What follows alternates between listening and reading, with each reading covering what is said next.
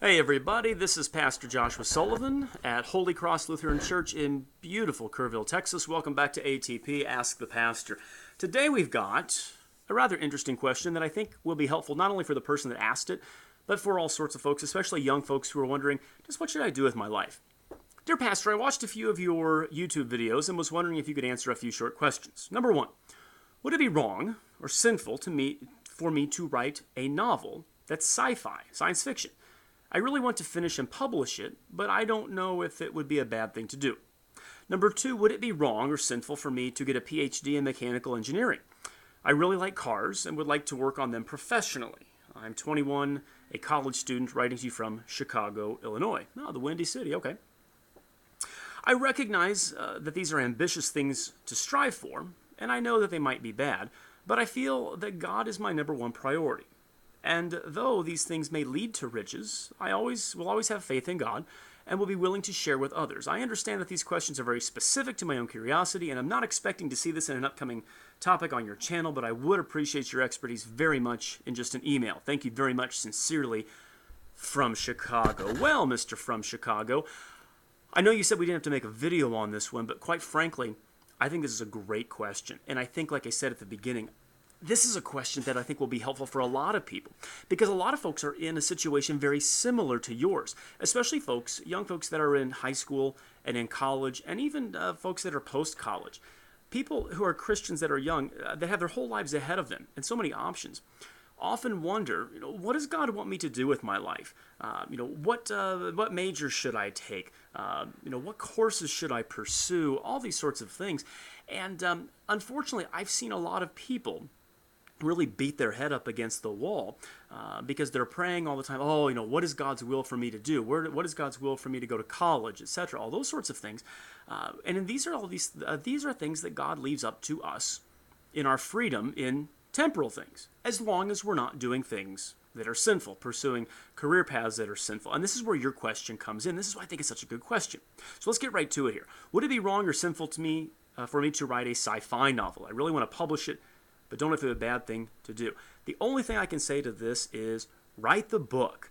I like sci-fi. I know some of it gets kind of crazy, but you're in good company. You've probably heard of C.S. Lewis. Everybody in North American Christianity has heard of C.S. Lewis. Chronicles of Narnia, Mere Christianity, all of that. While I don't necessarily recommend C.S. Lewis for all of his theology, he did have some quirky things here and there. In his fiction works, like I mentioned, the Chronicles of Narnia, he also wrote something called the Space Trilogy. In fact, I got my copies of it right here. There were 3 of them, obviously a trilogy. The first one was Out of the Silent Planet, Paralandra, which is awesome, and then my personal favorite, the third one, That Hideous Strength. If you haven't read these, by the way, you really should. They're entertaining, and they're pretty good. They're pretty edifying for the Christian as well. So my point in this is, if someone like C.S. Lewis, a professing Christian, can write not only the Chronicles of Narnia, but also something as entertaining and thrilling as the Space Trilogy, then you can as well. There's nothing inherently sinful about science fiction, and as someone once said, science fiction is often the precursor to science fact. Then God has obviously given you this desire. He's given you the ability to write and to plot details and stories and characters and this sort of thing. If he's put that fire in you, I say pursue it. It's not sinful. However, there is one condition of that. As soon as you do publish it, I want you to email me and let me know where I can get a copy, because I'd love to read it. Now, second question, would it be wrong or sinful for me to get a PhD in mechanical engineering? I really like cars and would like to work on them professionally. Again, there's nothing inherently wrong with getting a PhD in mechanical engineering. Again, if you've got those gifts and those talents, by all means, use them. The world needs mechanical engineers, just like the world needs faithful pastors, just like the world needs, insert any God-pleasing vocation here. This is something that's real neat and very unique to Lutheran theology, and that is the doctrine of vocation. Vocation, of course, is the Latin word for calling. And what Luther taught, based on his reading of the Scripture, was that all positions in life, all jobs, if you will, are divine vocations. They are holy orders, holy callings. God places us into each one of these. It's not just being a pastor and bishop and teacher in the church that is God-pleasing.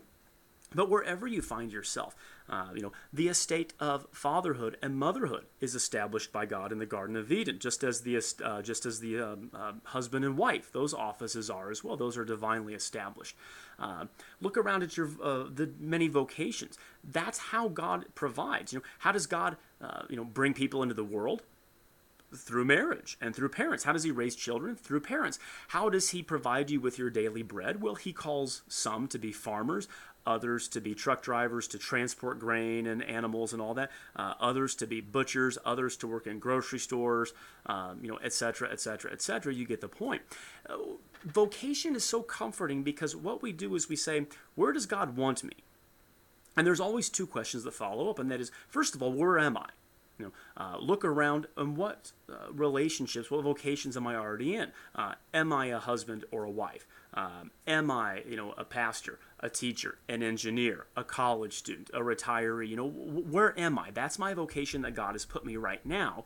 But then also, in your case, someone who is kind of seeking out vocations for your life, what desires has God given me? What gifts has he given me to use? And if he's given you a knack for mechanical engineering, for tearing down and seeing how stuff works and putting it back together, then by all means go for it. I got to tell a little bit of a personal story here.